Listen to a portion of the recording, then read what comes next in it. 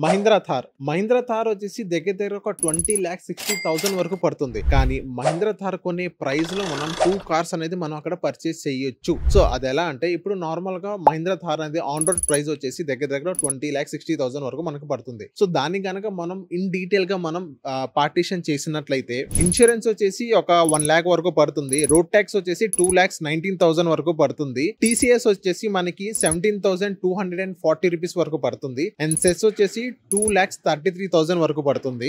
And GST వచ్చేసి 3,26,000 వరకు పడుతుంది. అండ్ ఫైనల్ గా బేస్ ప్రైస్ వచ్చేసి 11,65,000 వరకు పడుతుంది.